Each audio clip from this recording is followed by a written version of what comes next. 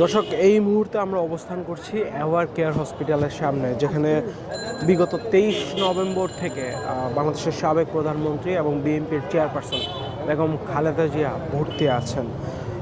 আজকে এখানে যে জনসমাগম, এর পিছনে একটি কারণ রয়েছে। তারেক রহমানের দেশে প্রত্যাবর্তন। তারেক রহমানের এই দেশে প্রত্যাবর্তনকে কেন্দ্র করে এখানে এভার কেয়ারের সামনে, যেহেতু তিনি এভার কেয়ারে আসার কথা রয়েছে, জুলাই 36 এক্সপ্রেসওয়ে কিংবা 300 ফিট থেকে তিনি সংবর্ধনা বা যেখানে একটা আয়োজন করা হয়েছে তার দলের পক্ষ থেকে, বিএনপির পক্ষ থেকে, সেই আয়োজনে অংশগ্রহণ করে বক্তব্য রেখে তারেক রহমানের এভার কেয়ার হসপিটালের সামনে আসার কথা রয়েছে।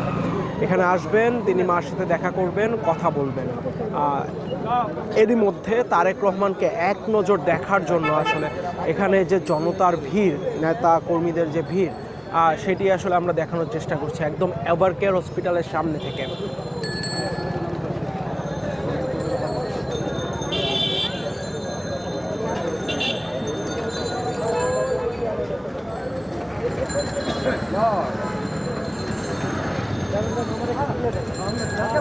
বিএনপির বিভিন্ন অঙ্গ সংগঠন এবং ছাত্রদল, যুবদল যারা আছেন, বিএনপির নেতা কর্মী সবাই আসলে এখানে এসেছেন, জড়ো হয়েছেন তারেক রহমানকে এক নজর দেখবেন। দীর্ঘ 17 বছর বা দিনের হিসেব করলে যেটি 6314 দিন পর দেশে আগমন তারেক রহমানের, এই আগমন, এই প্রত্যাবর্তনকে কেন্দ্র করে দলের যে নেতাকর্মীরা আছেন তারা এভার কেয়ার হসপিটালের সামনে ব্যাপক ভিড় করছেন। আমরা দেখানোর চেষ্টা করছি যে একদম এভার কেয়ার হসপিটালের সামনে থেকে।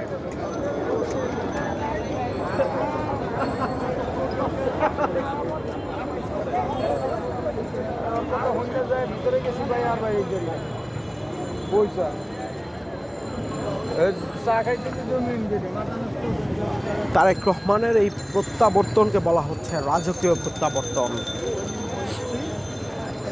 বিএনপির পক্ষ থেকে বলা হয়েছে আজ জুলাই 36 যে এক্সপ্রেসওয়ে, সেখানে প্রায় অর্ধ কোটি বা 50 লক্ষ মানুষের সমাগম হওয়ার সম্ভাবনা রয়েছে, এর বেশিও হতে পারে। নেতাকর্মীদের ভিড় দেখানোর চেষ্টা করছি যে তারেক রহমানকে এক নজর দেখার যে তাদের ইচ্ছা, তারা সকাল থেকে, অনেকেই শেষ রাত থেকে, বেশ কয়েকদিন যাবতই আসলে জুলাই 36 এক্সপ্রেসওয়ে কিংবা এভার কেয়ারের সামনে গুলশানে যেখানে বাসভবন, সেখানে একদম ভোর থেকে, শেষ রাত থেকে যে নেতাকর্মীরা জড়ো হয়েছেন তারেক রহমানকে এক নজর দেখার জন্য, সেটি আসলে দেখানোর চেষ্টা করছি যে তারেক রহমানের জন্য তারা অপেক্ষায় আছেন।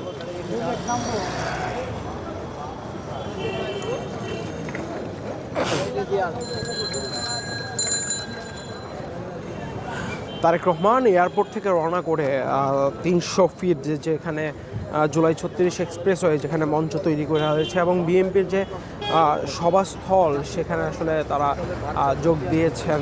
তারেক রহমান সেই দিকটায় রওনা দিয়েছেন সবশেষ খবর পর্যন্ত।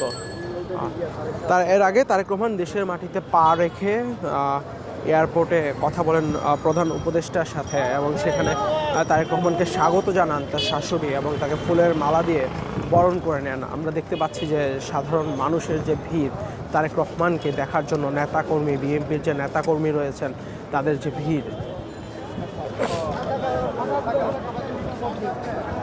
জুলাই 36 এক্সপ্রেসওয়েতে সংবর্ধনা নেওয়ার পর তারেক রহমানের আসার কথা রয়েছে এভার কেয়ার হসপিটালে, যেখানে সাবেক প্রধানমন্ত্রী দেশনেত্রী বেগম খালেদা জিয়া ভর্তি আছেন গত 13 নভেম্বর থেকে।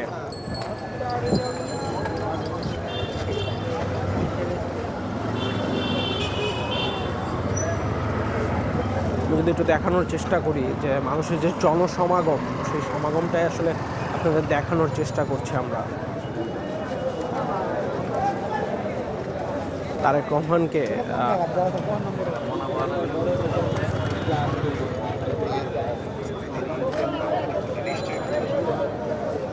স্বাগত জানাতে মানুষের যে ভিড়, সেই ভিড় আপনারা দেখতে পাচ্ছেন।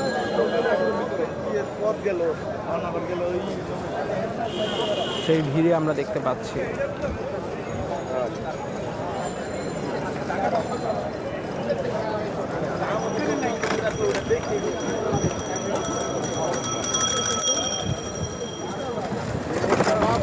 ধন্যবাদ।